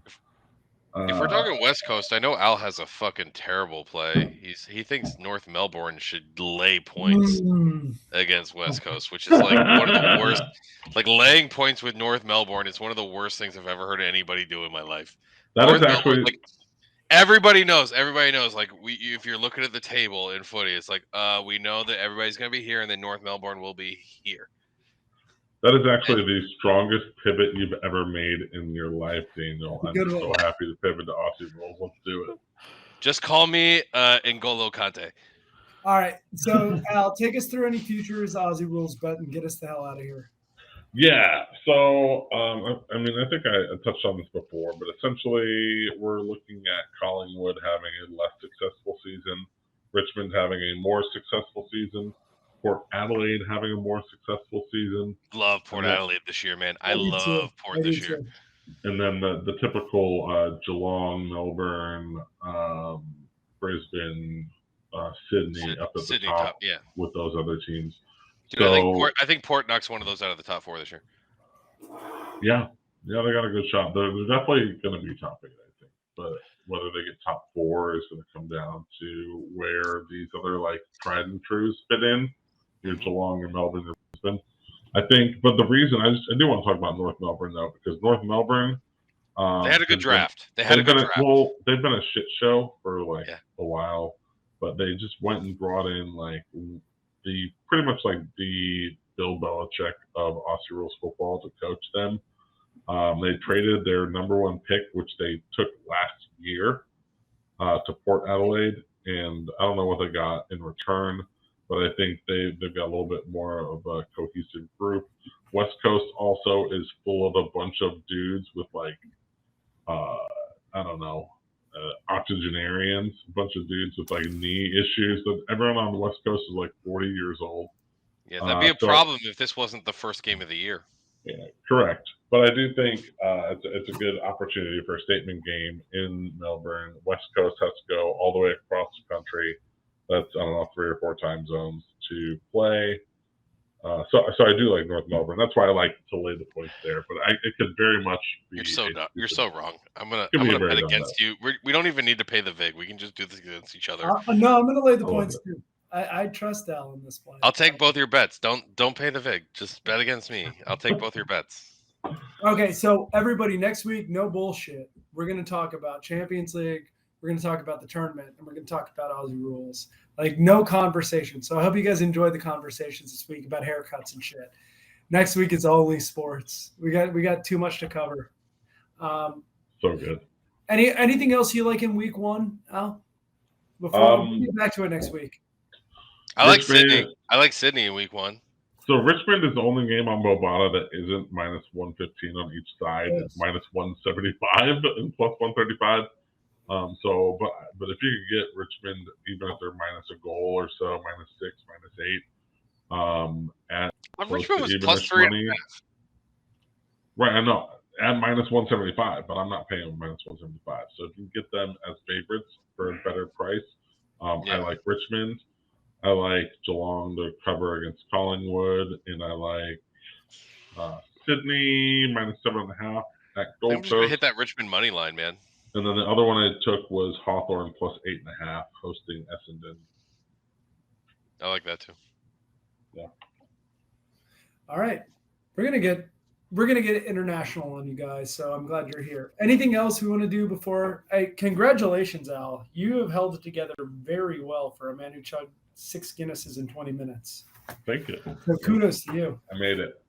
Yeah, I had 3 Guinnesses, and I don't know how you're doing it with 6. I've had 6 Busch Lights, and I'm good. I've had this many beers. There's Enjoy 3. that hotel room all by yourself, bud. Here's 3 more. I'm going straight to sleep. I also have this one. Yeah, I've drank some beers. Just slower than Al. Danny, you got more fun colors. That's what they say about me. Danny's all about the fun colors. All right. Well, make sure to follow us and like, subscribe. Follow me on Action. Your boy's blowing up. But follow all of us on Action, all the social media channels. Don't follow my bets. I suck at this. Don't follow me. We're absolutely crushing it. At least we make dumb content for you. If nothing else. I saw a man chug 6 Guinnesses in 20 minutes. Follow Al. Follow Andy. Follow Matt. Those guys know what they're doing. I win some soccer bets sometimes. Everything else just don't. But anyways, we'll get back on TikTok. TikTok, I've sucked. No, TikTok. We're gonna be on TikTok. It's a new thing we're starting. I sound like I'm 1,000 years old. You sound like you chugged 9 Guinnesses. You sound like you're from Philly. I gotta go to Wawa and get some of them Tic Tacs. I got this artwork that I've completed. Millie would be proud of the tower. Millie would be proud of the Elsa Castle building. Thank you. I'll have to show her. But good night, Joey, and we'll see you next week. Good night, Joey. See you, Cactus. Cheers.